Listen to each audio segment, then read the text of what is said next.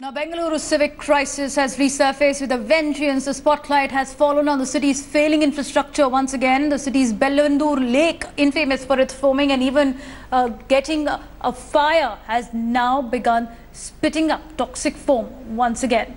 The NGT had issued a notice to close all industries around lakes, but the order is still to take effect. Apart from this, Bengaluru's posh Koramangala road was flooded after just one night of rain. The city saw 128 millimeters of rain, but the poor drainage system in the area led to many houses in the area inundated. Nolan Pinto getting us this report. Now, people have had sleepless nights, especially those living in the PWD government quarters in Wilson Garden. So much so that it was only now, say about half an hour ago, that they have rested. Now, let me just show you what's the situation like. As of now, most of their cars, they've kept their bonnets open so that the engines can dry, so that they're not seized. Now, say about a few hours before we came over here, the level to which the water actually came was right up to here. So if I stand, it's above my knees. This is how the people somehow managed to actually stay here from say about 3 to 4 in the morning. I'm actually going to head inside and show you the situation in one such ground floor apartment or a flat. Now, the people have kept all their belongings outside. You can clearly see their baggage, their clothes, everything is outside over here. They had to keep them here because water had entered their particular house. I'm actually going to enter inside this house and show you the situation. Now, the residents over here, right from 4 in the morning, have been struggling because water, in fact, came up to this level. This is what they tell me, right up to this level. And they have been, the father, the mother, the kids, they have young kids over here.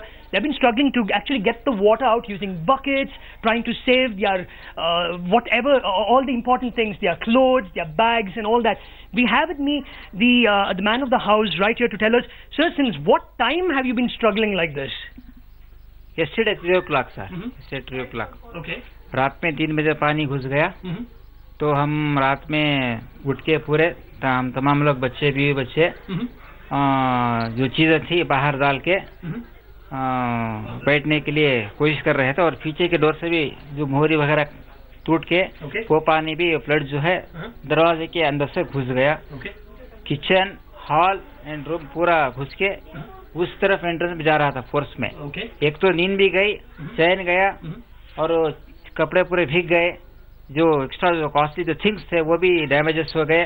हमने previous जो है हमने PWD authorities को complaint दिया है, BBMP के लिए complaint दिया है, बस सुना है, कोई भी रेस्पॉन्स नहीं किया physically. They don't have electricity, there's no water, the officials have not come to the spot over here. How do you expect the people to actually clean this place?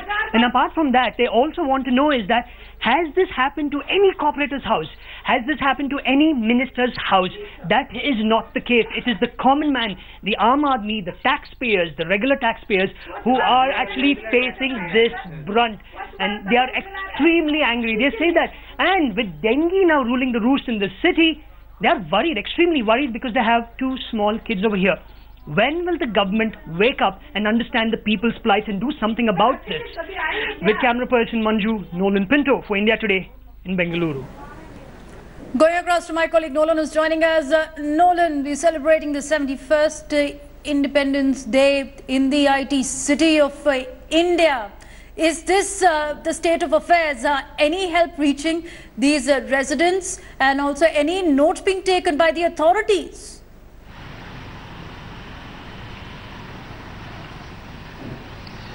Devina, it's a sad plight that on the day that we are celebrating our Independence Day, the big, huge celebrations, we are suffering from this. In fact, let me just tell you, for the past few years, I have covered this. I've seen, not just in this particular area where I'm standing now in Wilson Garden, but throughout the city, cutting across various governments from the BJP, the JDS, and now the Congress as well.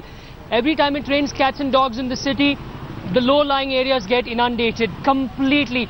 The roads are inundated, water enters people's homes, and then the normal takes place.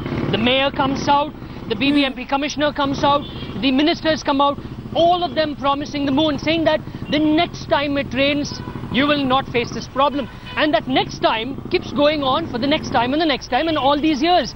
Let me just show you the situation where exactly I'm in. This is Wilson Garden again, very close to the place where I actually went to the PWD quarters. Now, in my background, you can clearly see there, my camera person is showing our viewers, this road where you can see now water's up about the tire level. In the morning, till around 8, 9 in the morning, the water was above waist level. People were struggling above waist level. This was the level. In fact, all the people living in this particular area could not, in fact, could not step inside their houses. They were outside. It was only after 11 o'clock that utilizing buckets, utilizing kitchen utensils, the father, the mother, the kids, all of them together actually managed to remove water from their homes. I have with me a passerby over here whose bike is stuck somewhere over there. I'm going to speak to him. Now, your bike is stuck over there. You came in the morning. What really happened?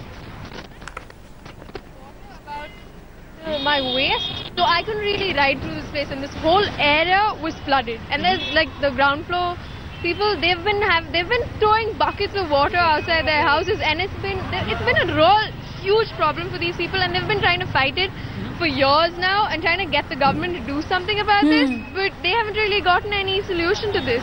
Nothing has happened. Now, you're a Bangalorean, you've seen this happening on and on. Do you actually suppose that one fine day we will get relief from these troubles? I'm trying to be optimistic, so I'm hoping that does happen, but for years nothing's happened. So Devi, now you can clearly see over here, no one's optimistic about changes taking place anytime soon. Well, we can hope for that there would be freedom from this civic apathy, not only in Bengaluru, but other cities of India as well. And that will be the true independence. Some news coming in. Thanks, Nolan, for getting us this report.